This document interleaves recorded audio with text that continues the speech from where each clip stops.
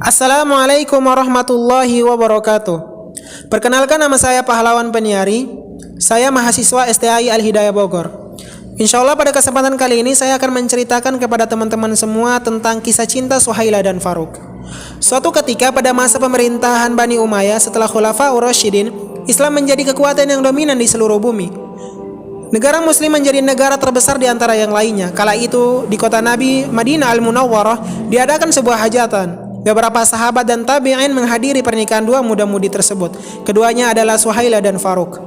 Mereka berdua masih muda dan memiliki budi pekerti yang luhur. Sampai akhirnya mereka menjadi sangat terkenal di antara para pemimpin kelak di kemudian hari. Pada waktu itu, jihad menjadi salah satu perbuatan mulia bagi setiap muslim. Setiap muslim memiliki impian untuk bisa pergi berjihad. Hal itu juga yang dimiliki oleh pemuda ini, si Faruq.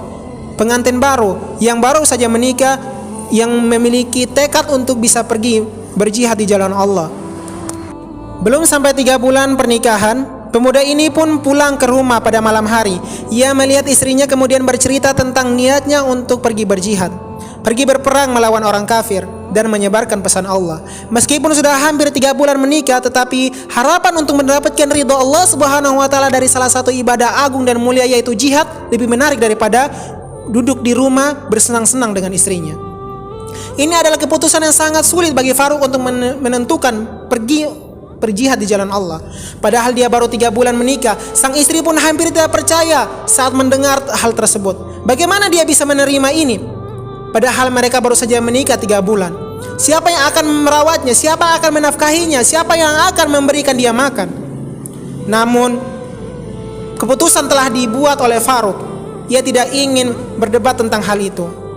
Kemudian Suhaila bertanya kepada Faruq, bagaimana dengan kehidupan kita? Bagaimana dengan rumah tangga kita? Terlalu banyak pertanyaan dari istrinya, tetapi hanya satu jawaban dari Faruq, Allah yang akan mengurus kita. Sebagai seorang muslim, Faruq mengambil keputusan untuk pergi berjihad. Namun ia tidak punya waktu lama. Dia segera menyiapkan dirinya untuk perjalanan panjang dalam berjihad. Ia menghabiskan malam-malamnya untuk mempersiapkan dirinya dan berusaha meyakinkan istrinya bahwa ini adalah pilihan yang tepat, dan tanpa rasa ragu dia melakukan demi Allah Subhanahu wa taala, dan ini adalah salah satu jalan menuju surganya Allah Subhanahu wa taala. Tatkala pergi, Faruq meninggalkan Suhaila uang untuk keperluan hidupnya yang mungkin akan habis dalam beberapa bulan kemudian. Mereka berharap bahwa seluruh perjalanan ini akan selesai hanya dalam beberapa bulan saja. Selain itu, ia juga meninggalkan istrinya apa yang ia simpan selama hidupnya, yakni seluruh kekayaan yang ia usahakan sebelum menikah, 30 dinar sebagai harta simpanan. Faruq memintanya untuk tidak menyentuh atau digunakan sampai Faruq datang kembali. Di depan pintu, Suhaila memandang untuk terakhir kali pada suaminya, sang kekasih. Dia menangis. Dia berkata, "Wahai Faruq, jangan tinggalkan aku sendiri. Wahai Faruq, jangan tinggalkan aku sendiri. Tidak ada yang akan mengurusku." Tapi Faruq tidak berkomentar apa-apa. Lalu ia mengatakan, "Aku titipkan engkau kepada Allah Subhanahu wa taala yang tak pernah menyia-nyiakan titipan." Faruq kemudian pergi ke Masjid Nabawi dan melakukan salat sunnah bersama jamaah yang lainnya dan bergabung dengan pasukan tentara kaum muslimin untuk ke medan pertempuran. Setelah Faruq pergi untuk berjihad, Suhaila istrinya seorang diri menangis meratapi kesedihannya. Apa yang bisa dia lakukan karena dia masih muda? Bagaimana cara dia bertahan hidup tanpa suami? Teman-temannya sering datang ke rumahnya untuk menghiburnya, namun semua itu gagal. Ternyata Suhaila telah mengandung bayi dari Faruq setelah 3 bulan menikah, dan alhamdulillah dia dikaruniai seorang anak. Kita bisa bayangkan bagaimana situasi dia setelah suami meninggalkan sendirian. Dia akan memiliki anak dan anaknya akan hidup sebagai yatim. Suhaila tidak tahu apa yang harus dia lakukan untuk kedepannya. Yang ia tahu hanyalah tidak ada jalan keluar kecuali dengan berdoa kepada Allah dan memohon kepada Allah agar memberi rahmat serta diberikan jalan keluar dari permasalahannya. Hari demi hari pun berlalu hingga Suhaila melahirkan bayi laki-laki. Dia sangat senang karena kelahiran bayinya, tapi tidak tahu bagaimana anak ini akan tumbuh tanpa seorang ayah. Setelah Faruk pergi meninggalkan dirinya, Suhaila sering gelisah dan selalu menunggunya. Dia selalu bertanya kepada saudara muslim yang kembali dari medan perang, tetapi tidak ada satupun yang bisa memberikan jawaban pasti tentang suaminya. Uang keperluan hidup yang Faruk tinggalkan untuk dirinya sudah hampir habis. Ia bertekad untuk tidak akan menggunakan dinar yang diamanahkan sang suami untuk keperluan dirinya. Satu-satunya uang yang ia pakai adalah uang yang ditinggalkan baginya untuk bertahan hidup. Namun uang itu sudah hampir habis, sementara Faruk pun belum kembali. Suhaila sangat sabar dan tidak pernah mengambil harta simpanan suaminya. Ketika mendengar ada beberapa mujahidin yang pulang dari medan perang, dia bersegera pergi kepada mereka dengan harapan bahwa mereka mungkin tahu tentang suaminya. Ketika dia datang kepada mereka dan bertanya tentang Faruk, salah satu dari mereka mengatakan bahwasanya, "Saya melihat dengan kedua mata saya sendiri Faruk sedang sekarat di salah satu pertempuran." Berita ini sangat menggetarkan Suhaila, tapi iman yang ada dalam hatinya melindungi dari melakukan kesalahan. Ia mengucapkan inna lillahi wa inna ilaihi raji'un. Pada malam hari, setelah 30 tahun di perbatasan Cina yang sangat jauh dari Madinah Al-Munawwarah, sekelompok mujahidin sedang tidur. Allah telah memberikan kemenangan kepada mereka, maka semua bersyukur dan senang karenanya. Mereka tidur sepanjang malam, kecuali Faruk. Faruk selalu memikirkan Suhaila, apa yang terjadi dengan Suhaila, bagaimana dia sekarang, apa yang terjadi padanya. Setelah 30 tahun berpisah dengan istrinya, terbesitlah di dalam hatinya untuk pergi menemui istrinya, dan dia pun meminta izin kepada atasan pasukan perangnya untuk pulang ke Madinah. Dan alhamdulillah dia diizinkan untuk pulang ke Madinah. Akhirnya setelah sebulan menempuh perjalanan, ia sampai ke perbatasan kota Madinah. Meskipun rasa rindu yang sangat membara dalam dirinya ingin bertemu dengan istrinya, namun dia tidak sesekali melupakan sunnah Nabi SAW. Kita tahu bahwa salah satu sunnah Nabi SAW ketika masuk ke kampung halaman setelah bepergian jauh adalah dimulai dengan memasuki masjid kampung halaman, pergi ke masjid, sholat 2 rakaat baru pulang ke rumah.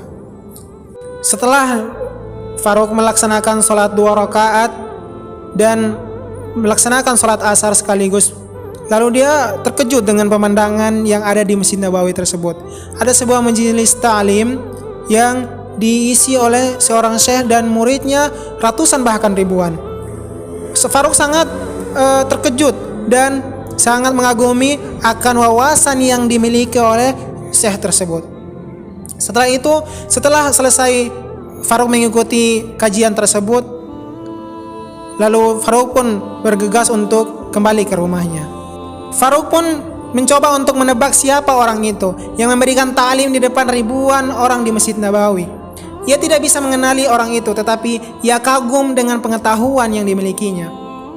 Apakah teman-teman tahu bahwa salah satu murid yang ada dalam majelis ta'lim tersebut adalah Imam Malik bin Anas, salah satu imam mazhab dari 4 mazhab. Tidak hanya itu, di samping Imam Malik ada Imam Sufyan Ats-Tsauri dan Imam Lais bin Sa'ad, dan ada lebih banyak lagi ulama besar lainnya. Setelah majelis itu selesai, Faruk bertanya kepada orang di sebelahnya, siapa ulama ini, siapa syekh ini? Orang di sebelahnya lalu mengatakan kepadanya, engkau tidak tahu siapa ulama besar ini? Faruk pun menjawab, tidak, saya adalah orang asing, saya hanya singgah ke Madinah untuk melaksanakan sholat. Lalu orang itu mulai menjelaskan dan menceritakan tentang syekh tersebut. Syekh itu adalah sumber rujukan ulama di Madinah Al-Munawwarah. Dia adalah salah satu dari 7 ulama Madinah Al-Munawwarah yang mereka sebut dengan Al-Ulama Al-Madinah Sab'ah. Faruk pun menanyakan namanya. Orang itu berkata namanya adalah Rubi'ah bin Abdurrahman. Faruk benar-benar tidak mengenalnya. Dia bahkan tidak bisa melihat sang syekh karena jarak yang begitu jauh. Setelah selesai, Faruk pun pergi. Dia keluar meninggalkan masjid menuju rumahnya. Sebelum sampai ke pintu rumah, Faruk melihat seorang syekh dengan pakaian yang bagus mencoba masuk ke dalam rumahnya. Faruk tidak mampu mengendalikan dirinya. Bagaimana bisa ia melihat seorang pria masuk ke rumah tanpa izin darinya? Faruk pun mencoba untuk menghadang syekh tersebut, berusaha mengalahkan, bahkan mencoba untuk membunuhnya. Faruk berkata, siapa engkau? Apa yang engkau lakukan di rumahku? Siapa yang mengizinkanmu masuk dalam rumahku? Namun syekh pun cukup kuat untuk membela diri. Ia menanyakan pertanyaan yang sama kepada Faruk. Karena mereka bertengkar satu sama lain, orang-orang pun mulai berkumpul. Di antara orang-orang itu ada Imam Malik bin Anas. Ketika ia melihat situasi ini, dia tidak mengenal siapa Faruk, sehingga ia meminta Faruk untuk meninggalkan daerah ini. Imam Malik pun berkata, "Kamu tidak punya tempat tinggal di sini, karena rumah ini adalah milik Syekh, bukan milik engkau."